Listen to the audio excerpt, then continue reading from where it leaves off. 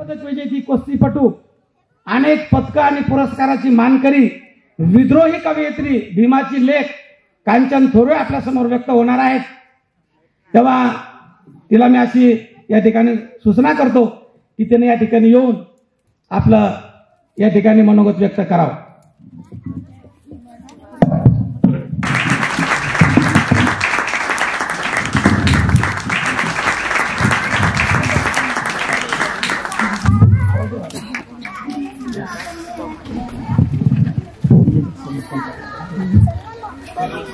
सगळ्यांना क्रांतिकारी जय भीम।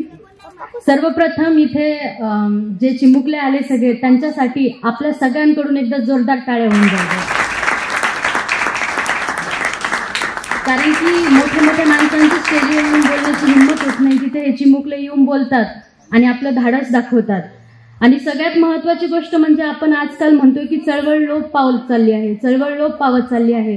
आता पहिल्यासारखा चळवळीमध्ये काही चांगलं राहिलं नाही, काही खरं राहिलं नाही, पण या चिमुकल्याकडे पाहून असं वाटतंय की आपलेही साथीदार आता निर्माण व्हायला लागलेत आणि हे पुढे चळवळीचे खरे वारसदार होणार आहेत। त्यासाठी तुम्हा सगळ्या चिमुकल्यांना पुन्हा एकदा खूप खूप थँक्यू। आपण सगळ्यांनी आपल्या परीनं खूप छान विचार इथं व्यक्त केलेत, गाण्याच्या माध्यमातून सुद्धा। माझ्या विषयाकडे मी वळते। कुठलंही हत्यार न वापरता आपल्या विरोधकांनाही आपल्या वाणीतून जिंकणारे, अखिल विश्वाला शांतीचा संदेश देणारे महाकारुणिक तथागत गौतम बुद्ध, व्यवस्थेवर आपल्या दोह्यातून, आपल्या वाणीतून आणि आपल्या लिखाणातून हल्ला चढवणारे संत कबीर ते संत गाडगे बाबा, सर्वसामान्य जनतेला स्वराज्याचे दान देऊन 18 पगड जातीचा डोलारा सोबत घेऊन स्वराज्याची स्थापना करणारे स्वराज्यजनक छत्रपती शिवाजी महाराज, मनुवादी व्यवस्थेने तयार केलेल्या काळ्या ढगांवर आपल्या कर्तृत्वाचा नांगर फिरून तिथं शिक्षणाचे चांदणे पेरणारे महात्मा ज्योतिबा फुले, सावित्रीबाई फुले, सामान्य माणसांमधला राजा आणि राजांमधला सामान्य माणूस, आरक्षणाचे जनक, रयतेचा आधारवड राजश्री छत्रपती शाहू महाराज, स्त्रियांच्या हक्कासाठी राजपथाला लाथ मारणारे इतिहासातले पहिले राजकारणी, भारतीय घटनेचे एकमेव शिल्पकार डॉक्टर बाबासाहेब आंबेडकर आणि जग बदल घालूनी घाव सांगूनी गेले मज भीमराव, अशा आपल्या साहित्यातून तत्कालीन व्यवस्थेवर हल्ला चढवणारे आणि ज्यांचं साहित्य रशियापर्यंत जाऊन पोहोचलं असे साहित्यरत्न कॉम्रेड अण्णाभाऊ साठे, आणि ज्या महाराष्ट्राच्या मातीने हे सगळे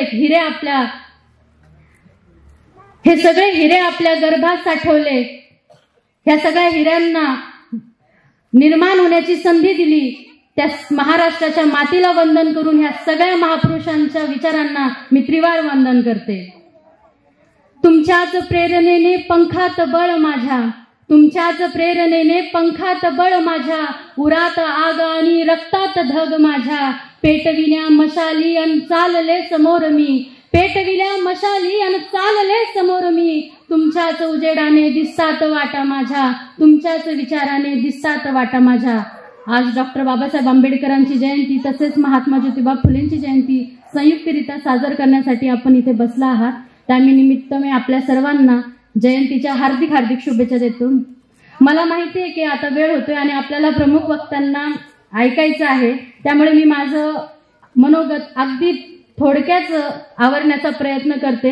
इथं फक्त छत्रपती शिवाजी महाराजांचा आदर्श घेऊन महात्मा फुलेंनी जी चळवळ चालू केली, जनसामान्यांमध्ये जो एक क्रांतीचे वनवा पेटवला आणि त्यांनी त्यांच्या तालमीमध्ये घडणाऱ्या सावित्री ज्योतिबाई फुले कशा होत्या हे मी थोडक्यात तुम्हाला एका उदाहरणावरून सांगते की एक वाघीण तयार झाली ज्योतिबाच्या छायेखाली, एक वाघीण तयार झाली ज्योतिबाच्या छायेखाली, साडी रूढी हादरली अन गडून गेली माती खाली, सारी रूढी हादरली अन गडून गेली माती खाली।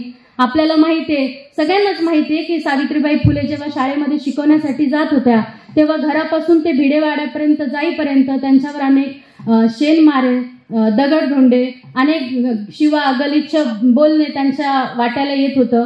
त्यांचा रस्ता एवढा सोपा नव्हता, तरी पण त्या नित्य नियमाने आपलं काम करत राहिल्या, मोठ्या ताकदीने मोठ्या हिमतीने आपलं काम करत राहिल्या। पण एक सावित्री ज्योतिबाच्या तालमीत कशी तयार झाली, एक साथीनी, एक रणरागिणी म्हणून ती कशी उभी राहिली आणि एक प्रसंग असा आला की एक धटिंगण आचकट विचकट तिथे आला, तिला अतिशय गलिच्छ पद्धतीने बोलू लागला. नेहमीप्रमाणे हा प्रकार थोडा जास्तच वेगळा होता. तो अतिशय गलिच्छ भाषेत, त्याचा विचार थोडा वेगळ्या पद्धतीने वळाला. तो सावित्रीबाईंच्या अगदी जवळ येऊ लागला. त्याचा वाईट हेतू सावित्रीबाईच्या लक्षात आला. तो त्यांना हात लावायच्या आत सावित्रीबाई फुले खंडूजी पाटलांच्या लेख होत्या आणि त्याहून जास्त लोक शिक्षणासाठी जीवाचं रान करणाऱ्या महात्मा ज्योतिबा फुलेंच्या पत्नी होत्या. यावेळी त्यांचं मन वाघीण झालं आणि चवताळून उठलं. त्यांना हात लावायच्या आत सगळ्या साकटीनिशी सावित्रीबाईंनी त्याच्या कानशिलात लगावली आणि त्याला ठणकावून सांगितलं, आता तुझं थोबाड रंगवलंय, आता तुझं थोबाड रंगवलंय, पण यानंतर दिसलास तू तुझ्या रक्तानं धरती रंगवीन. त्याच्या कानशिलात मारण्याचा आवाज महाराष्ट्राच्या प्रत्येक स्त्रीच्या कानावर क्रांतीची एक हाक घेऊन गेला. आणि हीच हाक आज मी इथं उभं राहताना मला जाणवते, इथं ऐकताना प्रत्येक स्त्रीला जाणवते. आज प्रत्येक कर्तृत्ववान स्त्रीच्या कर्तृत्वातून आपल्याला ती हाक जाणवते. हे उपकार सावित्रीबाई फुले, ज्योतिबा फुलेंनी आपल्याला दिलेले आहे. मला माहिती वेळ होतोय, तरी पण मी माझी एकदा कविता म्हणते आणि या कवितेतून संपूर्ण महात्मा ज्योतिबा फुले मांडण्याचा मी प्रयत्न केलेला आहे. जास्त न बोलता मी कवितेला सुरुवात करते. तुझ्या पुरुष सत्ताक कालखंडातल्या मुरलेल्या पुरुषातला तूही एक पुरुषच होतास. तुझ्या पुरुष सत्ताक कालखंडातल्या मुरलेल्या पुरुषातला तूही एक पुरुषच होतास. तरीही मातृत्वाचा पाना तुला कसाच फुटला.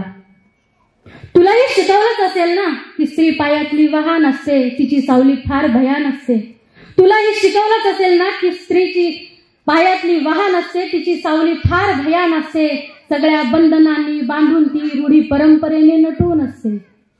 रूढी परंपरेच्या करकचून बांधलेल्या दोऱ्या तिच्या मनगटात रुतलेल्या तुलाच दिसल्या. एक एक दोर कापून तिला मोकळं करताना भीती वाटली नाही का की ती भारी पडेल म्हणून आपल्याला. तिला स्वातंत्र्य बहाल करताना परंपरेचे पिंजरे कसे द्यावेसे वाटले टाकून तुला. तिला स्वातंत्र्य बहाल करताना परंपरेचे पिंजरे कसे टाकून द्यावेसे वाटले तुला. मुलं होत नाहीत म्हणून सवती आणण्याऐवजी तुला सवता चालेल असं म्हणून तू रूढीला हादरास दिला. मुलं होत नाहीत म्हणून सवती आणण्याऐवजी तुला सवता चालेल असं म्हणून तू रूढीला हादरास बसवला. तेव्हा कुठे इतिहासाला सवता हा शब्द सापडला आणि बाईचं दुःख ओझरू लागलं तुझ्या शब्दातून. बाल हत्या प्रतिबंधक स्थापन करून खऱ्या तर तूच कळा दिल्या. बाल हत्या प्रतिबंधक गृह स्थापन करून खरं तर तूच कळा दिल्या आणि जन्माला घातलं एका नव्या समाजाला. आया बहिणींच्या दुःखाची वेदना तुलाच जाणवली. आया बहिणींच्या दुःखाची वेदना तुलाच जाणवली. तू दिलंस त्यांना आधाराचं जबरी मलम. तू दिलंस त्यांना आधाराचं जबरी मलम. पिढ्यानपिढ्या शिकण्याची, बोलण्याची, लिहिण्याची बंदी असलेल्या लेकी बाळींना, पिढ्यानपिढ्या शिकण्याची, बोलण्याची, लिहिण्याची बंदी असलेल्या लेकींना घेतलं सोंजळीत आणि उंच केलंस त्यांचा आभाळ. जोडीदाराला भरभरून साथ देताना, समान वागवताना, स्वातंत्र्य देताना तुला तत्कालीन परिस्थितीनुसार कमीपणा नाही वाटला का. जोडीदाराला भरभरून स्वातंत्र्य देताना, समानतेने वागवताना तुला तत्कालीन परिस्थितीनुसार कमीपणा नाही वाटला का. इतकी हिंमत, एवढं धैर्य, एवढी ताकद कुठून कमावलीस. आयुष्यभर साऊची वाट झालास, तिच्या आडव्या कुंकवाची खरी खुरी साथ झालास. आयुष्यभर साऊची वाट झालास, तिच्या खऱ्या खुऱ्या कुंकवाची खरी खुरी साथ झालास. दीन दुबळ्यांची गऱ्हाणी न सांगताच ऐकलीस. दीन दुबळ्यांची गऱ्हाणी न सांगताच ऐकलीस. कुठलाच नवस न करता कसाच पावलास इथल्या बहुजनांना.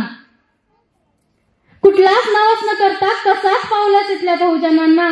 कुठलंही आमिष न दाखवताही भरभरून टाकलंस वंचिताच्या झोळीत उजेडाचं दान आणि लख्ख केलंस त्यांचं आयुष्य. कुठलंच आमिष न दाखवताही भरभरून टाकलंस वंचिताच्या झोळीत उजेडाचं दान आणि लख्ख केलंस दीनदिनांचं आयुष्य. जन्म देणाऱ्या बापापेक्षाही तू खरा बाप झालास. जन्म देणाऱ्या बापापेक्षाही तू खरा बाप झालास. तुला ओळखता आलं लेकी बाळींचं दुःख, विव्हळणं, रडणं, खुपणं आणि सोसणं. तुला ओळखता आलं लेकी बाळींचं दुखणं, विव्हळणं, रडणं, खुपणं आणि सोसणं. नावातच फुले घेऊन मिरवणारा तू, तरी सदा वाटेत काटेच आली तुझ्या. नावातच फुले घेऊन मिरवणारा तू, तरी सदा वाटेत काटेच आली तुझ्या. तरी सुगंध वाटत राहिला शेवटपर्यंत. शेवटीही जाता जाता माणसाला सत्य धर्म देऊन गेलास. शेवटीही माणसाला जाता जाता सत्य धर्म देऊन गेलास. तू अमर, तू चिरंतर असा विचार देऊन गेलास. क्रांतीबा, क्रांतीबा, तुझ्याच क्रांतीने आज लेख शिकत आहेत. क्रांतीबा, तुझ्याच क्रांतीने आज लेखी शिकत आहेत. पंखात बळ भरून आभाळ भर उडत आहेत. हे युगायुगाच्या महानायका, हे युगायुगाच्या महानायका, तुझ्या जळणाने आम्हाला आमच्या वाटा सापडल्या. तुझं जळणं म्हणजे आमचं अस्तित्व सापडणं होतं. तू झिजलास म्हणून आमचा मळा फुलून आला. तू झिजलास म्हणून आमचा मळा फुलून आला आणि युगायुगांचा अंधार पळून गेला. आणि युगायुगाचा अंधार पळून गेला. हे महामानवा, तुझ्या अपार ऋणाला व्यक्त करताना माझ्या शब्दांची झोळी कमी पडते. हे महामानवा, तुझ्या अपार ऋणाला व्यक्त करताना माझ्या शब्दांची झोळी कमी पडते. तुझी महती सांगताना शब्दांची उंची छोटी होते. तुझी महती सांगताना माझ्या शब्दांची उंची छोटी होते. हे नायका, तुझ्या वाटेने चालत राहीन. हे नायका, तुझ्या वाटेने चालत राहीन, समानतेने वाहत राहीन. हे नायका, तुझ्या वाटेने चालत राहीन, समानतेने वाहत राहीन. जाईन जेथे जेथे ही मशाल पेटत राहीन आणि तुझी सावित्री माझ्यामधून जगत राहीन. आणि तुझी सावित्री माझ्यामधून जगत राहीन. आणि तुझी सावित्री माझ्यामधून जगत राहीन. आपल्या सर्वांना क्रांतिकारी जय भीम. महापुरुषांच्या जयंतीनिमित्त आपल्या सगळ्यांना शुभेच्छा आणि थांबते. थँक्यू.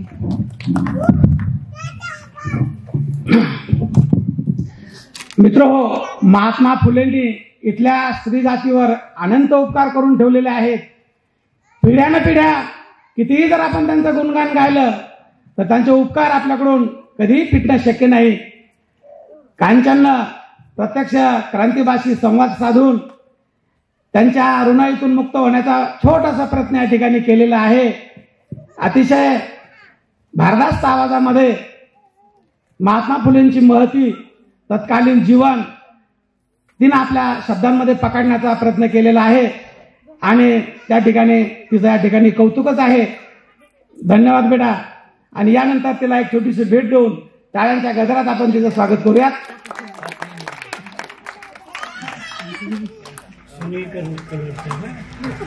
तिच्या विचाराला पट्टेबहादूर सरांनी एक सोनेरी किनर दिलेली आहे आणि एक पेनही तिला या ठिकाणी बक्षीस दिलेलं आहे. धन्यवाद सर. कांचनने त्या गोष्टीचा स्वीकार करावा. खरं तर लेखकांना, क्रांतिकारकांना पेनाची किंमत काय असते त्यांनाच माहिती असतं आणि हे त्यांनी खूप चांगल्या पद्धतीने जाणलं. Thank you sir.